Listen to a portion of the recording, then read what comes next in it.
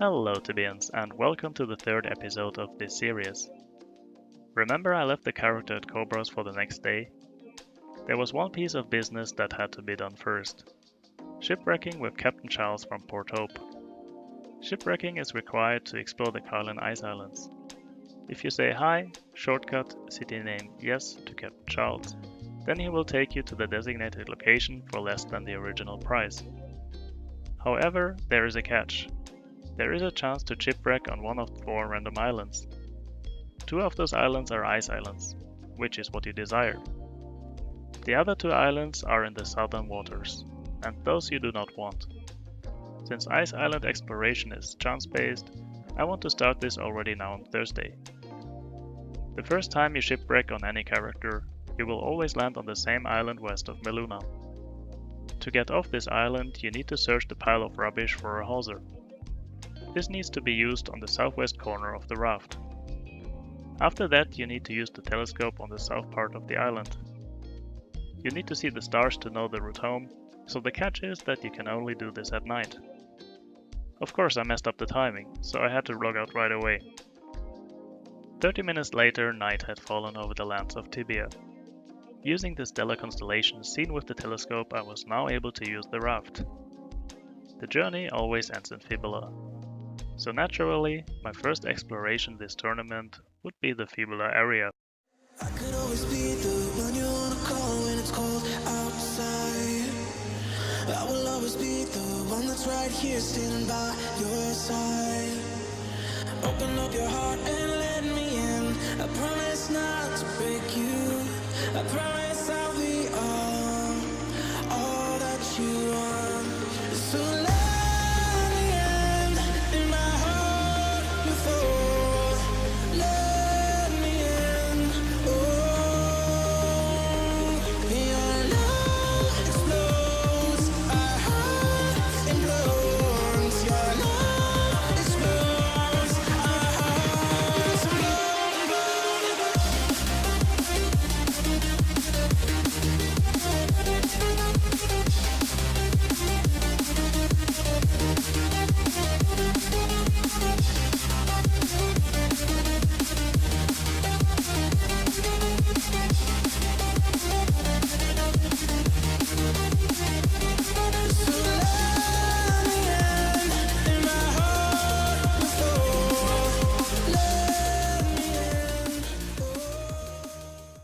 Potential Carlin exploration was now enabled.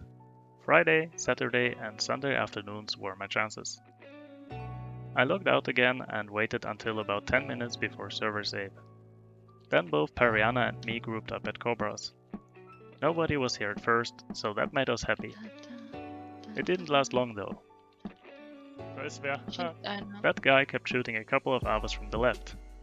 But he disappeared quickly. Happy times. We figured going up a minute or 2 before server save was enough. Boy was I wrong. Of course, Tibian players are dicks. Staying downstairs this long had been a mistake. Breaking through the door with this amount of cobras seemed impossible. So we tried to clear some quickly. And then I went for it. And made it. Yay! Komm durch. Schaffst du. After that I said, "You can do it, come!" Yeah, maybe all those cobras might have reduced the mana pool. Also I just stood and watched like a potato. Again. Sorry. Luckily none of those guys thought to push me away, so I remained in my preferred position. And then, server starts. Boom! 3 people online at the same time. Yes! Really? Yeah! By the way, that guy I'm saying really because I was the last guy to enter the room prior to server save. He didn't know how I got in. The reason he said really is because he did both the first 2 drags on the flask. I just happened to do very similar movements, and thus I somehow managed to grab it. I'd even call that a slow drag. But finally, some hope for this tournament. Rest in peace, Pariana. Your death was not in vain. Also, to hell with resting. Now please buy an amulet of loss, apply the cobra flask, and lure for me. Thanks. Our first cobra hunt started after carefully monitoring who is online. 2 PM Friday afternoon we found what seemed to be an empty spawn. As always in the beginning I forgot praise. 5 minutes into the hunt they were purchased.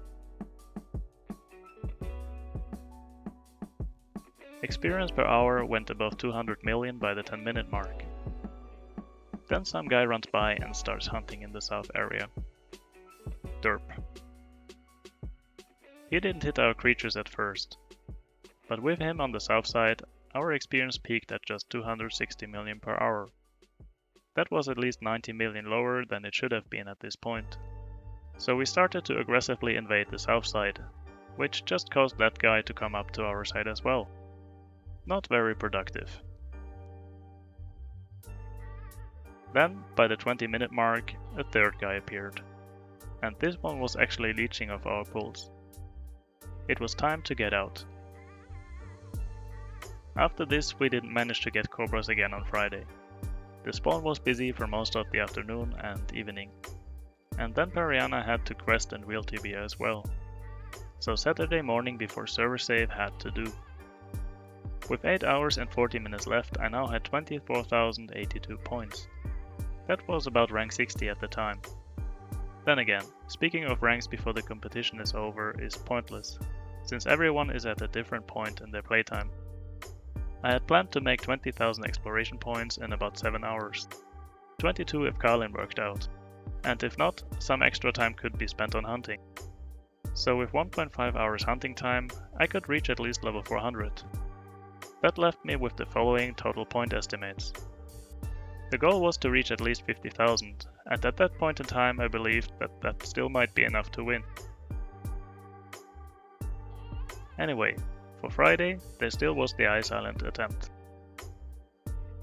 Again I got shipwrecked on the same island. No luck.